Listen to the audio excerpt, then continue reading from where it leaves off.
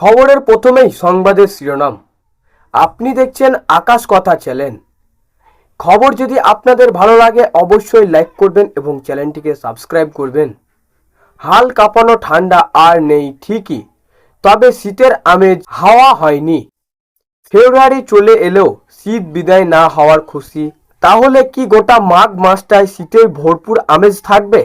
আবহাওয়া দপ্তর বলছে আপাতত দক্ষিণবঙ্গের জেলাগুলিতে এরকমই থাকবে তাপমাত্রা। খুব বেশি হেরফের হবে না দক্ষিণবঙ্গের আবহাওয়া। আগামী 7 দিন রাজ্যের উল্লেখযোগ্য কোনো আবহাওয়া পরিবর্তনের সম্ভাবনা নেই। সকাল ও রাতের তাপমাত্রা মোটামুটি এখানের মতোই থাকবে।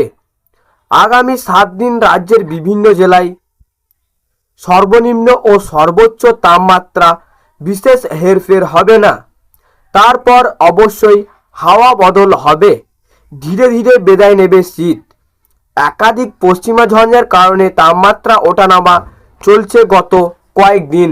এরই মধ্যে ফের কলকাতার তাপমাত্রা খানিকটা কমেছে। তাহলে কি কনকনে শীত ফিরবে?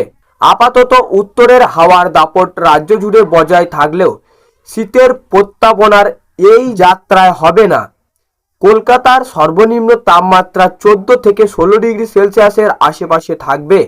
চলিত সপ্তাহে বাকি দিনগুলোতেও শুষ্ক আবহাওয়া থাকবে।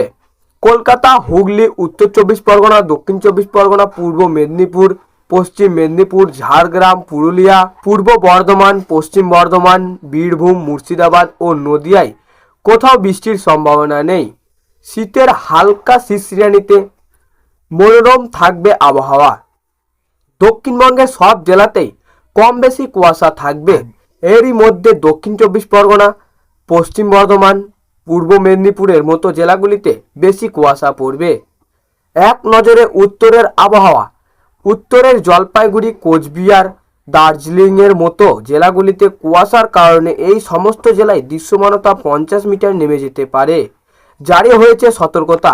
আপাতত উত্তরবঙ্গে তাপমাত্রা বড়সড় হেরফের হবে না চলিত সপ্তাহে। দার্জিলিং, জলপাইগুড়ি, কালিম্পং, আলিপুরদুয়ার, কোচবিহার, উত্তর দিনাজপুর, দক্ষিণ দিনাজপুর ও মালদহ সব জেলাতেই আবহাওয়া শুষ্ক থাকবে। বৃষ্টি হবে না কোথাও। তো সুপ্রিয় দর্শক, এই ছিল আজকের আবহাওয়া খবর। ভালো লাগলে লাইক করবেন এবং চ্যানেলটিকে সাবস্ক্রাইব করে পাশে বেল আইকনটি টিপে প্রেস করে আমাদের সঙ্গে থাকবেন।